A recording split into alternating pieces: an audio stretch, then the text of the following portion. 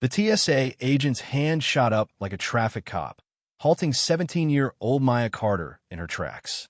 Something about the way the woman's eyes narrowed, the subtle curl of her lip as she scanned Maya's passport, suggested this wasn't going to be a routine security check. Maya had flown plenty of times before, debate team competitions, family vacations, college tours, but she had never been pulled aside like this. Never felt dozens of curious eyes boring into her back as the agent spoke in her radio, her voice deliberately lowered. And Maya certainly never expected that in the next 24 hours, her name would be trending on social media, that news vans would crowd her family's driveway, or that her father, a man who had spent his entire career avoiding the spotlight, would finally step into it, unleashing a storm that would expose the fault lines beneath their seemingly perfect lives. Maya shifted her weight from one foot to the other, hyper-aware of the line building behind her. The security checkpoint at JFK International Airport buzzed with the usual chaos of a Friday afternoon. Business travelers rushing to make their flights home, families corralling children and luggage, college students beginning their spring break adventures. "Is there a problem?" Maya asked, trying to keep her voice steady. The TSA agent, her name tag read Kendrick, ignored the question, continuing to scrutinize Maya's ID and boarding pass with an intensity that seemed excessive. Kendrick was middle-aged with pin-straight blonde hair pulled back so tightly it appeared painful. "Where are you flying to today?" Kendrick finally asked, despite the information being clearly printed on the boarding pass she held. "Boston. MIT campus tour," Maya replied, fighting to keep the edge from her voice. She had worked too hard for this opportunity to let some power-tripping security agent ruin it. "And you're traveling alone?" "Yes. Seems young to be traveling alone." Maya straightened her shoulders. "I am Shidimnaste." The agent's eyebrows lifted a fraction. "This ID says you turned 17 last month." "That's correct." Kendrick's gaze flicked from the passport photo to Maya's face and back again. "Your hair is different." Maya resisted the urge to touch her braids. In her passport photo, taken nearly 5 years ago, her hair had been chemically straightened. Her mother's preference, not hers. "I changed my hairstyle," Maya said evenly. "That's allowed." The agent pursed her lips. "Wait here." Maya watched as Kendrick stepped away to confer with another agent, a stocky man with a military-style haircut who kept glancing in her direction. Her stomach knotted. This wasn't happening by accident.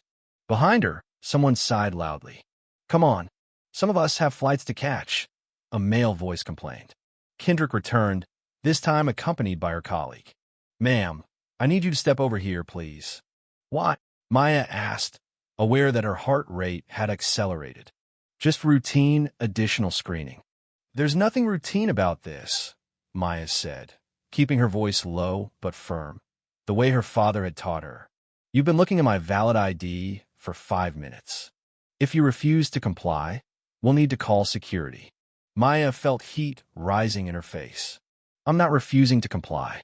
I'm asking why I'm being singled out when I've provided proper identification." The male agent stepped closer. "Miss, this will go much easier if you cooperate." Several people in line were now openly watching the exchange. Maya spotted a white family, a mother, father, and teenage daughter about her age, being waved through by another agent without a second glance, despite their daughter's ID receiving barely a cursory look.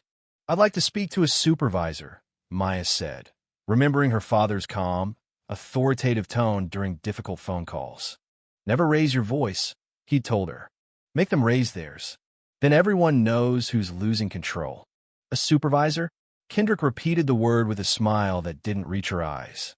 "Of course. Craig, would you call for additional assistance?"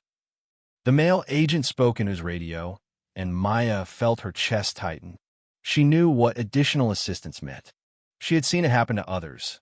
Always people who looked like her, or wore hijabs, or spoke with accents. Never the white businessman in the wrinkled suit. Never the blonde college girls in matching sorority sweatshirts. "I'm going to miss my flight," Maya said, glancing at the large clock overhead. "My tour is scheduled for tomorrow morning." "That's not my concern," Kendrick replied. "My concern is security." "What about my security?" Maya shot back. My right to be treated like everyone else? Kendrick's expression hardened. You need to lower your voice. I'm not raising my voice, Maya said evenly, though she could feel her control slipping.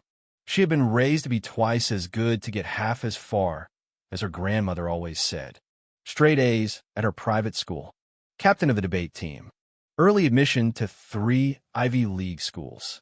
None of that mattered right now. To these people, she was just another black teenager to be suspicious of. A uniformed airport police officer approached, his hand resting casually on his belt near his holstered weapon. What seems to be the issue here? We have a passenger refusing additional screening, Kendrick said before Maya could speak. That's not true, Maya interjected. I haven't refused anything. I've been standing here waiting while my valid ID is questioned for no reason. The officer, whose nameplate read Matthews, looked Maya up and down. She was dressed conservatively in jeans, Converse sneakers, and a Howard University sweatshirt, her father's alma mater. ID, please, Matthews said, extending his hand. Kendrick handed over Maya's passport and boarding pass. The photo doesn't match. Matthews examined the documents, then looked at Maya. This your current address? Yes, Maya answered. Parents know you're traveling? Yes, my father arranged it. What's your father's name and occupation? Maya hesitated. Her father had always been private about his work, preferring to blend into the background at school functions and neighborhood gatherings. His position made him cautious, especially in a world where his family could become targets. But right now, Maya just wanted to make her flight. Jonathan Carter. He works for the federal government. Doing what exactly? He's with the FBI, Maya said, keeping her voice neutral. She didn't specify his role as deputy director, one of the highest-ranking positions in the Bureau. That was information her father preferred not to broadcast. Matthews's expression didn't change, but something flickered in his eyes. Disbelief, perhaps. Your father is FBI? Yes. And I'm Secret Service, Matthews said, his mouth curling into a smirk. Call your parents. We need to verify your identity and travel authorization. Maya reached for her phone. I can call my mother.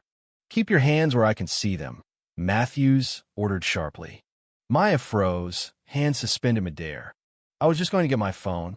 Hands on the counter, please. She complied, placing her palms flat on the cold metal surface. The humiliation burned through her chest.